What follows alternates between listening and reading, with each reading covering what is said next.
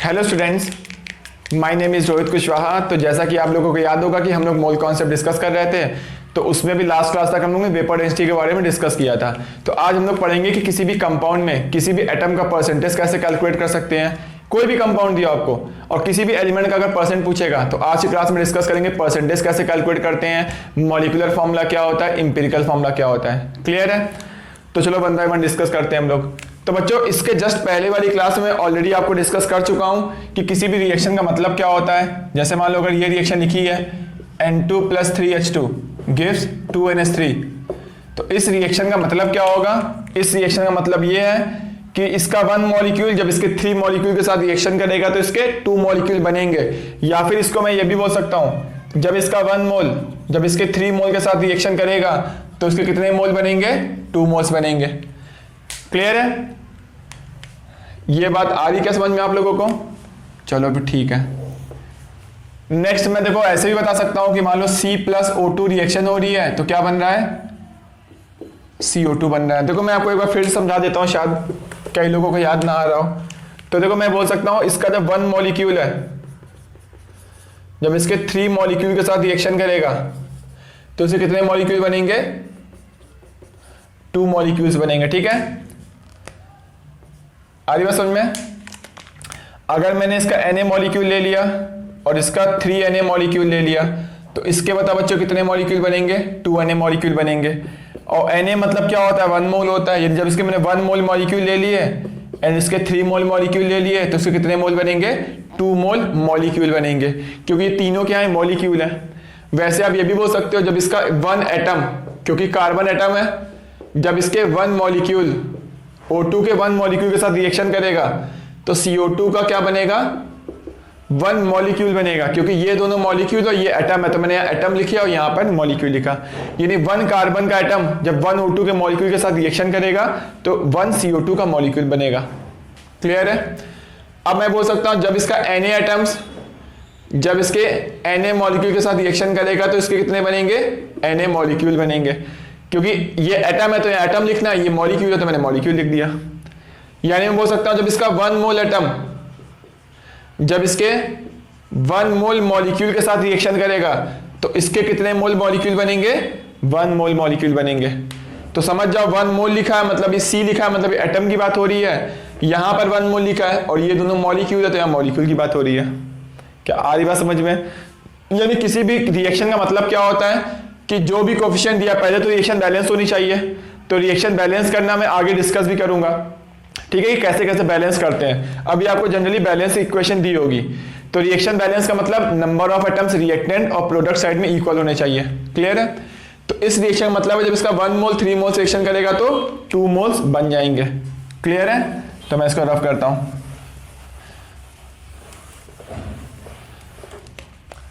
और ये चलो मैं रिएक्शन लिख देता हूं दूसरी।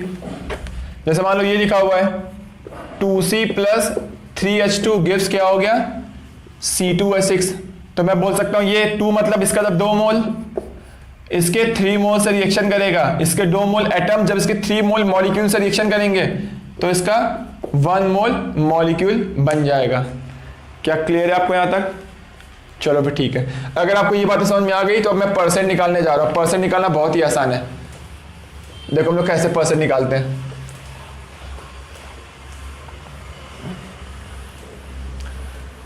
अब आपसे देखो परसेंट कैसे पूछा जाएगा। मान लो बोल दिया जाएगा CH4 दिया हुआ है। CH4 में बोलेगा कि कार्बन और हाइड्रोजन बताओ कितने परसेंट है। ठीक है ना? यानी कार्बन का परसेंटेज और हाइड्रोजन का परसेंट कितना है। तो देखो CH4 में देखो मैं कोई रिएक्शन नहीं लिखना हूं। CH4 में क्या होता है, एक कार्बन होगा और इसमें क्या होंगे, एंड क्या होंगे, 4 हाइड्रोजन होंगे। ये समझ में आ रहा है? अगर मैंने इसको 1 मोल मॉलिक्यूल लिया, अगर आप CH4 का 1 मोल लोगे तो कार्बन के कितने मोल एटम होंगे, एक मॉलिक्यूल में एक एटम है तो 1 मोल मॉलिक्यूल में कितना होगा, 1 मोल एटम होगा।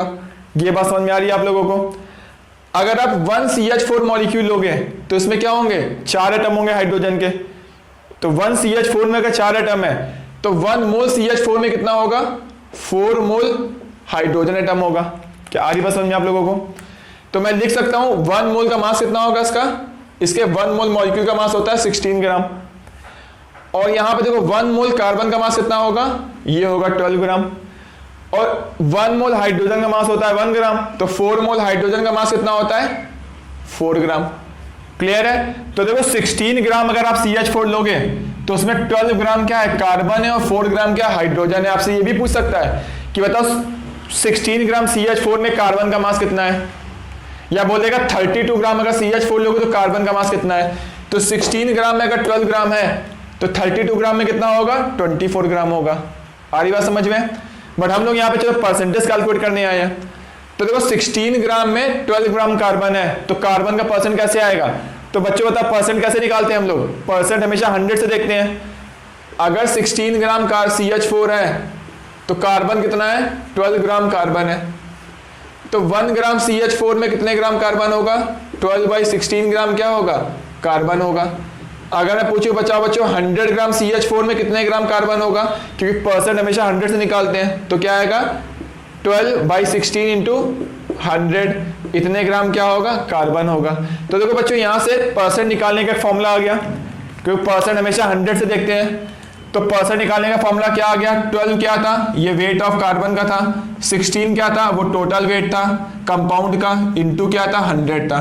तो ऐसे हम लोग क्या निकाल सकते हैं परसेंट निकाल सकते हैं। यानी जिसका भी परसेंट निकाल रहे हो, जैसे मुझे परसेंट निकालना है कार्बन का, तो कार्बन का परसेंट कैसे आएगा, ऊपर क्या होगा कार्बन का मास 12 हो गया divide by total mass. Total mass कितना 16 ग्राम है जिसमें 12 ग्राम कार्बन है, तो कार्बन का मास टोटल मास इंटू 100। तो ये परसेंट किसका आ गया कार्बन का आ गया। वैसे मैं हाइड्रोजन का परसेंटेज भी निकाल सकता हूं। हाइड्रोजन का परसेंट कैसे आएगा, हाइड्रोजन का मास 4 ग्राम, टोटल मास कितना है 16 ग्राम में 4 ग्राम है इंटू 100। तो बच्चों देखो यहां परसेंट कितना आएगा, कैंसिल करो 4 से क्या होगा 3 जाएगा, 4 से 4 25 इंटू ये, तो 75% आ गया कार्बन। समझ में आ रही बातें। और परसेंट ऑफ हाइड्रोजन कितना आएगा 25%, यानी CH4 में 75% क्या है कार्बन है और 25% क्या है हाइड्रोजन है। और ये जो मैंने परसेंट निकाला ये वेट का परसेंटेज है, ठीक है ना, तो मास परसेंट जिसको हम लोग बोलते हैं। तो हम लोग यहां पे जो कैलकुलेट कर रहे हो मास परसेंट कैलकुलेट कर रहे हैं, ठीक है। तो आपने नोट कर लिया होगा। तो परसेंट हमेशा हम लोग 100 से कैलकुलेट करते हैं। तो 16 ग्राम में 12 ग्राम है तो 100 ग्राम में कितना होगा 75 ग्राम होगा, तो 100 ग्राम में 75 ग्राम तो 75%। 16 ग्राम में हाइड्रोजन 4 ग्राम है तो 100 ग्राम में कितना होगा 20 ग्राम होगा, तो 25%। तो कोई भी कंपाउंड दिया हो हम लोग उसमें से एलिमेंट्स का परसेंटेज कैलकुलेट कर सकते हैं। जैसे मैं देखो और भी बहुत सारे एग्जांपल में बता देता हूं। जैसे मुझे बताना है C6H12O6, ये ग्लूकोज का फॉर्मूला है। मैंने पूछा बताओ बच्चों कार्बन हाइड्रोजन और ऑक्सीजन का परसेंट कितना होगा, तो बहुत ही सिंपल है। इसके अगर 1 मॉलिक्यूल लोगे आप तो इसमें कार्बन के कितने होंगे एटम, एक मॉलिक्यूल में 6 कार्बन है एंड 12 हाइड्रोजन है, ठीक है, मैं प्लस कर दे रहा हूं, और क्या इसमें 6 ऑक्सीजन है। ये मैंने कोई रिएक्शन नहीं लिखी है, क्लियर है, बस मुझे परसेंट निकालना था इसलिए मैंने इसको ऐसे करके लिख दिया। तो अब बच्चों देखो ये मॉलिक्यूल है, तो अगर मैंने इसका 1 मोल मॉलिक्यूल लिया तो एक मॉलिक्यूल में 6 एटम है, तो 1 मोल मॉलिक्यूल में 6 मोल एटम होंगे। उसके 1 मॉलिक्यूल में हाइड्रोजन के 12 एटम है, तो 1 मोल मॉलिक्यूल में 12 मोल एटम होंगे। 1 मॉलिक्यूल में 6 एटम है तो 1 मोल में क्या होगा 6 मोल एटम्स होंगे। क्या आ रही बात समझ में आप लोगों को। अब देखो बच्चों 1 मोल का मास कितना होता है इसका कैलकुलेट कर लोगे आप, तो 180 ग्राम आएगा। इसके 6 को मोल का मास कितना होगा, 1 मोल होता है 12 ग्राम, तो 6 क्या होगा 72 ग्राम आएगा। इसके 1 मोल का मास होता है 1 ग्राम, तो 12 मोल का मास 12 ग्राम होगा। इसके 1 मोल का मास होता है 16 ग्राम, तो 6 मोल का मास 96 ग्राम। क्लियर है, आ रही बात समझ में। यानी टोटल मास है कितना 180 ग्राम, उसमें 72 ग्राम ये है, 12 ग्राम ये और 96 ग्राम ये है। तो अब बच्चों इन तीनों को सम कर लो, देखो 180 आएगा, क्योंकि कंजर्वेशन ऑफ मास हमेशा फॉलो होगा। तो 72 प्लस 12 कितना हो गया 84, 84 प्लस 96 कितना हो जाएगा 180। तो इन तीनों को ऐड कर लो तो इसके बराबर पहुंच जाओगे। तो यानी 180 ग्राम में 72 ग्राम क्या है कार्बन है, तो मैं कार्बन का परसेंट निकाल सकता हूं। तो परसेंट ऑफ कार्बन क्या होगा, कार्बन का mass divide by total mass into 100, तो कार्बन का परसेंट आ गया। मुझे परसेंट निकालना है हाइड्रोजन का, कैसे निकालेंगे 180 ग्राम में 12 ग्राम हाइड्रोजन है, तो हाइड्रोजन का mass by total mass into 100, तो हाइड्रोजन का परसेंट आ गया। 180 ग्राम में 96 ग्राम ऑक्सीजन है, तो परसेंट ऑफ ऑक्सीजन कैसे आएगा, ऑक्सीजन का mass by 180 gram into total mass into 100। Clear है आप लोगों को? तो आप किसी भी कंपाउंड में किसी भी एटम या एलिमेंट का परसेंटेज कैलकुलेट कर सकते हो बहुत इजीली। तो आपने नोट कर लिया होगा, मान के चल रहा हूं। अगर आपको अभी भी कोई डाउट आ रहा है तो एक बार वीडियो और देखना, फिर भी अगर डाउट होगा देन पूछ लेना।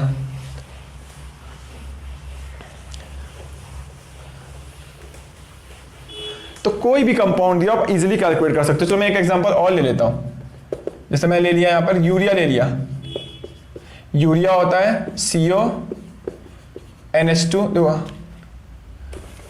यूरिया फॉर्मूला होता है NH2CO NH2। क्लियर है?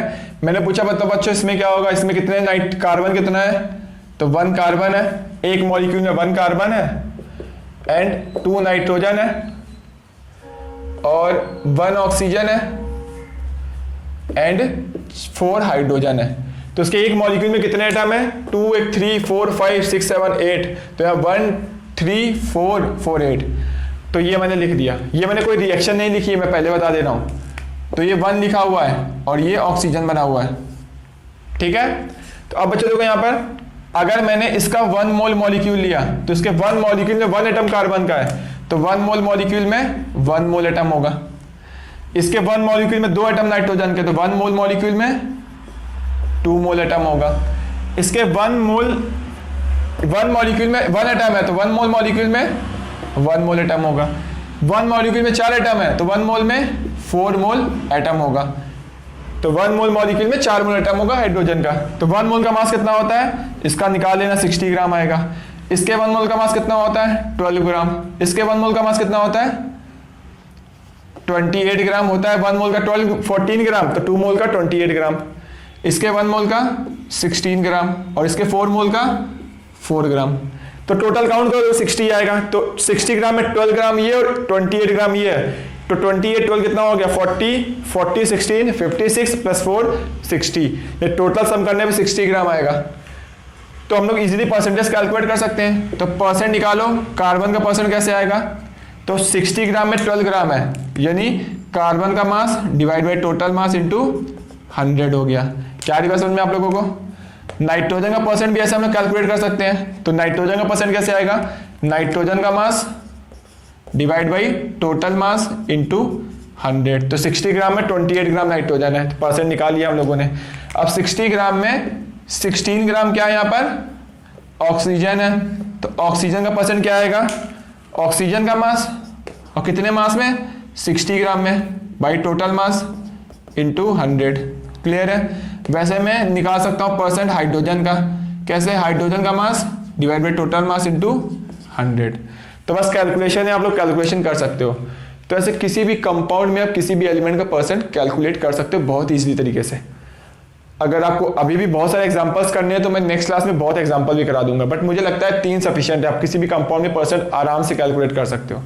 क्लियर है? तो जल्दी से इसको नोट करो, मैं आगे डिस्कस करता हूं।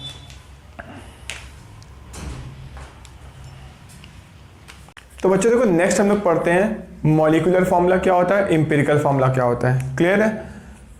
तो देखो मॉलिक्यूलर फॉर्मूला मतलब होता है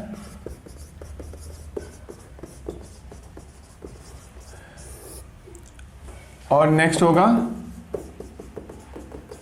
एम्पिरिकल फॉर्मूला। तो मॉलिक्यूलर फॉर्मूला मतलब होता है कि एक्चुअल नंबर ऑफ एटम्स किसी भी मॉलिक्यूल में कितने हैं। जैसे मैं बात करूं मीथेन का मॉलिक्यूलर फॉर्मूला क्या होगा, CH4। ईथेन का मॉलिक्यूलर फॉर्मूला क्या होगा, सबको पता है ईथेन क्या होगा, C2H6 होगा। क्लियर है? अगर मैं पूछूं यहां पे बताओ बच्चों एसिटिक एसिड का मॉलिक्यूलर फॉर्मूला क्या होगा, तो एसिटिक एसिड को ऐसे लिखते हैं हम लोग। ग्लूकोज का मॉलिक्यूलर फॉर्मूला क्या होगा, ग्लूकोज को हम लोग ऐसे लिखते हैं। आ रही बात समझ में? तो मॉलिक्यूलर फॉर्मूला मतलब मैंने पूछा ग्लूकोज में बताओ कार्बन के कितने एटम है एक मॉलिक्यूल में, तो ग्लूकोज का मॉलिक्यूलर फॉर्मूला ये होता है। तो 1 मॉलिक्यूल अगर ग्लूकोज का लोगे तो उसमें कार्बन के 6 एटम होंगे और हाइड्रोजन के 12 एटम होंगे और ऑक्सीजन के 6 एटम होंगे।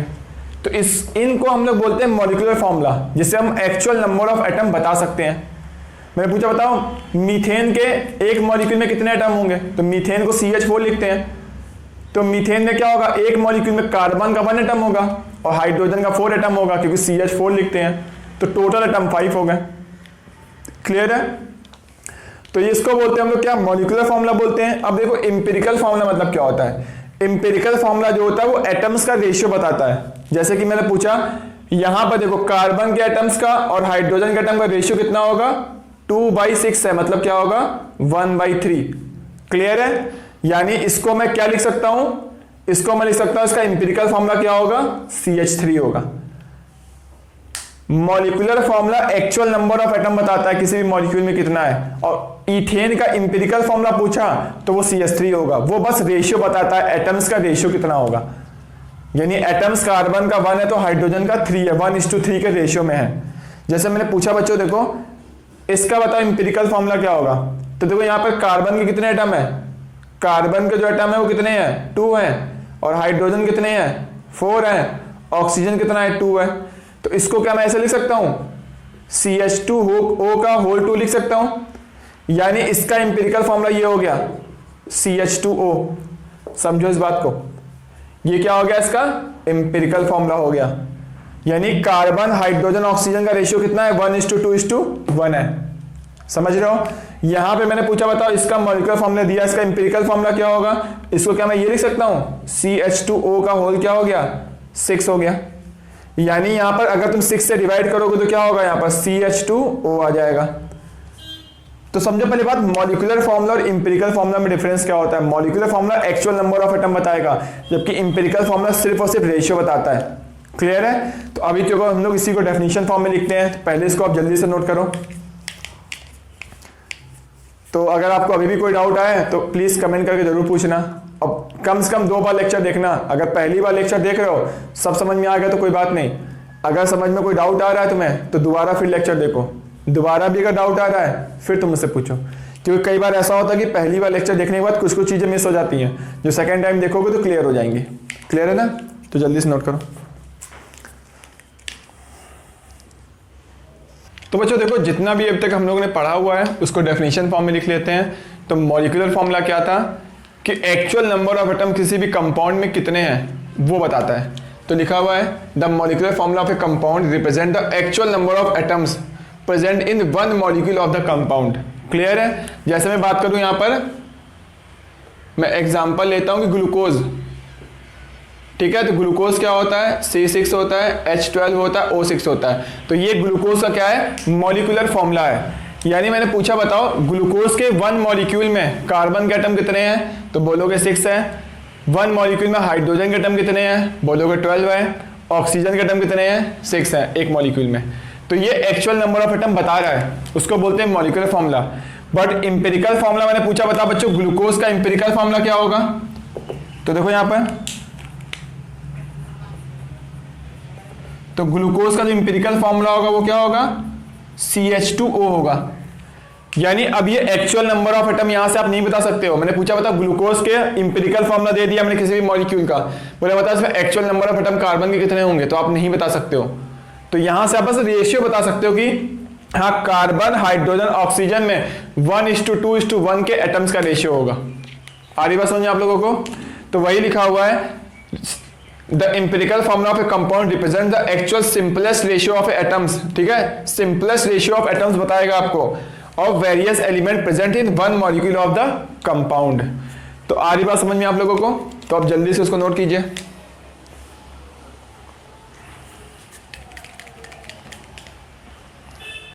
तो अभी हम लोग ने बच्चों डिस्कस किया कि मॉलिक्यूलर फॉर्मूला इंपेरिकल फॉर्मूला होता क्या है। अब बहुत ही इंपॉर्टेंट चीज डिस्कस करने यार, और जो कि क्वेश्चन में यूज होती है, तो इसको बड़े ही ध्यान से सुनना आप लोग, ठीक है ना। तो जैसे देखो मैं आपको एक एग्जांपल लेके समझाता हूं। जैसे कि मान लो मैंने बोला कि एक मॉलिक्यूल है, ये एसिटिलीन बोलते हैं, तो ये मॉलिक्यूलर फॉर्मूला एसिटिलीन का है। ठीक है, मैंने बोला C4H4 भी क्या है, ये भी एक मॉलिक्यूल है। क्लियर है? C6H6 भी क्या होता है, ये भी एक मॉलिक्यूल है, ये बेंजीन का फॉर्मूला है। तो ये तीनों मॉलिक्यूल अलग अलग है। क्या बात आ रही समझ में? तो मैं नंबर भी डाल देता हूँ, नंबर 1 मॉलिक्यूल है, ये 2 मॉलिक्यूल है एंड ये 3 मॉलिक्यूल है। क्लियर है? अब मैंने आपसे पूछा बता बच्चों इसका इंपेरिकल फॉर्मूला क्या होगा, तो इसका इंपेरिकल फॉर्मूला कितना होगा, CH होगा। क्योंकि इसको आप क्या लिख सकते हो, इसको आप लिख सकते हो CH का होल 2 लिख सकते हो। तो उसका इंपीरिकल फॉर्मूला कितना हो गया, ये तो एक रेशियो बताएगा। यहां पर देखो मैंने पूछा बताओ बच्चों कि यहां पर क्या होगा, इसको आप ये लिख सकते हो CH का होल 4 लिख सकते हो, यानी इसका भी इंपीरिकल फॉर्मूला कितना आएगा, CH आएगा। C6H6 लिखा हुआ है तो इसको आप क्या लिख सकते हो, CH का होल 6 लिख सकते हो, यानी इसका भी इंपीरिकल फॉर्मूला कितना आएगा, CH आएगा। क्या बात आ रही समझ में? यानी आपको यहां से क्या दिख रहा है कि तीनों का इंपीरिकल फॉर्मूला क्या आ रहा, सेम आ रहा। तो अगर आपको अब देखो ध्यान से सुनना, ये इंपॉर्टेंट बात है, अगर आपको मॉलिक्यूलर फॉर्मूला क्वेश्चन में दिया हुआ है तो आप इंपीरिकल फॉर्मूला निकाल सकते हो। इसका इंपीरिकल फॉर्मूला भी CH है, ये भी CH है, ये भी CH है, तो मैंने कैलकुलेट कर लिया।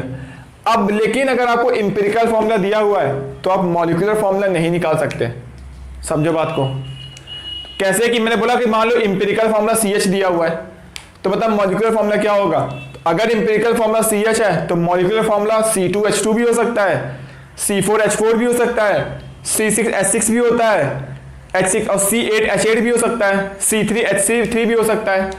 आ रही बात समझ में आप लोगों को? तो अगर आपको मॉलिक्यूलर फॉर्मूला दिया है तो आप इंपीरिकल फॉर्मूला निकाल सकते हो, बट अगर आपको सिर्फ इंपीरिकल फॉर्मूला दिया हुआ है तो आप मॉलिक्यूलर फॉर्मूला नहीं कैलकुलेट कर सकते। ये पहला पॉइंट आपको याद रखना है और ये मैं बहुत बार क्वेश्चन में यूज करूंगा। क्या बात आ रही समझ में आप लोगों को? चलो फिर ठीक है। अब दूसरा पॉइंट देखो, ये भी बहुत ही ज्यादा इंपॉर्टेंट है जो कि मैं क्वेश्चन में यूज करने वाला हूं। मैं बोल रहा हूं कि यहां पर कार्बन का परसेंट कैलकुलेट कर लोगे, इसमें आप हाइड्रोजन का परसेंट भी कैलकुलेट कर लोगे। क्लियर है? तो आप कैलकुलेट करना, यहां पे जो कार्बन का परसेंट आएगा वही कार्बन का परसेंट यहां पर आएगा और वही कार्बन का परसेंट यहां पर आएगा। आ रही बात समझ में? अब हाइड्रोजन का परसेंट निकालना C2H2 में, तो जो परसेंट हाइड्रोजन का यहां पर आएगा वही परसेंट यहां पर आएगा और वही परसेंट क्या आएगा, यहां पर आएगा। यानी तीनों कंपाउंड में कार्बन और हाइड्रोजन का परसेंटेज क्या होगा, सेम होगा। अभी कैसे सेम होगा, क्योंकि जिसका जिसका इंपीरिकल फॉर्मूला सेम होता है उसमें कार्बन और हाइड्रोजन का परसेंटेज भी क्या आता है, सेम आता है। तो इन तीनों का इंपीरिकल फॉर्मूला सेम है तो यहां पर तीनों का परसेंट भी क्या आएगा, सेम आएगा। तो दूसरा पॉइंट इंपॉर्टेंट ये है इसमें कि अगर आपको परसेंटेज दिया हुआ है, ध्यान से सुनना, अगर आपको परसेंटेज दिया हुआ है तो आप इंपीरिकल फॉर्मूला निकाल सकते हो लेकिन मॉलिक्यूलर फॉर्मूला नहीं निकाल सकते। आ रही बात समझ में? तो आप आराम से इस वीडियो को चाहो तो इस वाले पॉइंट को दोबारा रिपीट करके देखना और ध्यान से सोचना पहले बैठ के मैंने क्या क्या बोला। मैंने बोला फर्स्ट पॉइंट कि अगर मॉलिक्यूलर फॉर्मूला दिया हुआ है तो आप इंपीरिकल फॉर्मूला निकाल सकते हो और परसेंटेज भी निकाल सकते हो। तो मॉलिक्यूलर फॉर्मूला से आप दोनों चीजें निकाल सकते हो। सेकेंड चीज, अगर आपको इंपीरिकल फॉर्मूला दिया हुआ है तो आप मॉलिक्यूलर फॉर्मूला नहीं निकाल सकते, ये भी जान लो। अगर आपको इंपीरिकल फॉर्मूला दिया हुआ है तो आप परसेंट निकाल सकते हो। क्लियर है? और परसेंट दिया हुआ है तो इंपीरिकल फॉर्मूला निकाल सकते हो लेकिन मॉलिक्यूलर फॉर्मूला नहीं निकाल सकते हो जब तक कोई अदर इंफॉर्मेशन ना दी हो। और ये बहुत ही ज्यादा इंपॉर्टेंट पॉइंट है, मैं बार बार बता रहा हूं तुमसे, ये पूछा जाएगा। मैं इसे बहुत सारे क्वेश्चंस करने वाला हूं।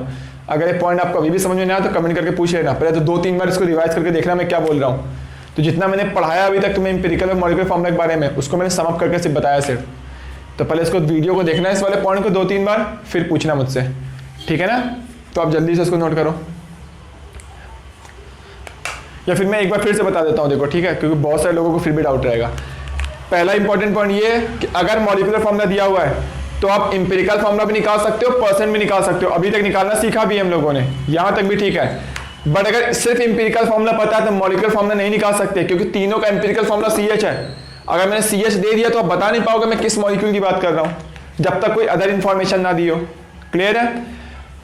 अगर आपको मैंने मॉलिक्यूलर फॉर्मूला दिया तो परसेंट निकाल लोगे, ठीक है। बट अगर मैंने सिर्फ परसेंट दे दिया, अब कार्बन का परसेंट और हाइड्रोजन का मैंने परसेंट दे दिया, अब तीनों में परसेंट सेम होगा, तो क्या परसेंट से आप मॉलिक्यूलर फॉर्मूला बता सकते हो? नहीं बता सकते। परसेंट से आप इंपीरिकल फॉर्मूला निकाल सकते हो। तो हम लोग ऐसे नेक्स्ट क्लास में क्वेश्चन करने वाले हैं कि परसेंट दिया होगा तो इंपीरिकल फॉर्मूला निकालेंगे, इंपीरिकल फॉर्मूला दिया होगा तो परसेंट निकालेंगे, और कोई अदर इंफॉर्मेशन दी होगी साथ में तब हम लोग मॉलिक्यूलर फॉर्मूला निकाल सकते हैं। अगर उसका मोलर मास पता हो तब निकाल सकते हैं। कैसे? जैसे मान लो यहाँ पर क्या है, तुम्हें CH बता दिया तो मैं नहीं बता सकता कि इसमें किस मॉलिक्यूल की बात हो रही है। पहले तो देखो मैं इसको रफ करता हूं, ध्यान से देखना। मैं ऐसे बहुत सारे क्वेश्चन करूंगा तो मैं अभी थोड़ी इंफॉर्मेशन दे देता हूं। तो जैसे मान लो मैंने बता दिया कि इंपीरिकल फॉर्मूला CH है। अब CH इंपेरिकल फॉर्मूला दे दूंगा तो तीनों का इंपेरिकल फॉर्मूला क्या है, CH है। क्लियर है। अब मैंने पूछा बताओ बच्चों किस मॉलिक्यूल की बात हो रही है, तो आप तो नहीं निकाल सकते, बट मैंने अगर एक बात कर दी, हमने कहा कि मान लो इंपेरिकल फॉर्मूला CH दिया हुआ है आपको, ठीक है, और मैंने बोल दिया उस कंपाउंड का जो मोलर मास है वो मोलर मास कितना है, 28 ग्राम है। तो अब आप बता सकते हो, मतलब 26 ग्राम मैंने दे दिया, तो अब आप बता सकते हो कि वो कौन मॉलिक्यूल की बात हो रही है। इंपेरिकल फॉर्मूला CH है, तीनों का CH है। अब बोला मोलर मास कितना है, 26 है, इसका मतलब इस मॉलिक्यूल की बात हो रही है, ठीक है ना। अगर मैंने बोल दिया कि नहीं मोलर मास 26 नहीं है, मोलर मास कितना है 52 ग्राम है, इसका मतलब किस मॉलिक्यूल की बात हो रही है, 52 उसका मोलर मास होता है, नहीं इसकी बात हो रही है। अगर मैं बोल दूं नहीं मोलर मास 52 ग्राम नहीं है, इसका मोलर मास कितना है 78 ग्राम है, तो CH मॉलिक्यूलर इंपेरिकल फॉर्मूला है, तो ये तीनों में कुछ भी हो सकता है, बट 78 मोलर मास बोल रहा मतलब ये वाला मॉलिक्यूल होगा। तो एक अदर इंफॉर्मेशन दी होगी तभी आप कैलकुलेट कर सकते हो, अदरवाइज नहीं कर सकते, ठीक है ना। अगर ये वीडियो कैसा लगे आप लोग कमेंट करके बताना, ठीक है। और आप वीडियो के लास्ट में आप अटेंडेंस दे दिया करो अपनी, बात आ रही समझ में, जिससे मुझे लगेगा कि आप लोगों ने कितने लोगों ने देखा है कितने लोगों ने नहीं देखा है। समझ में आ रही बात है, तो नोट करो।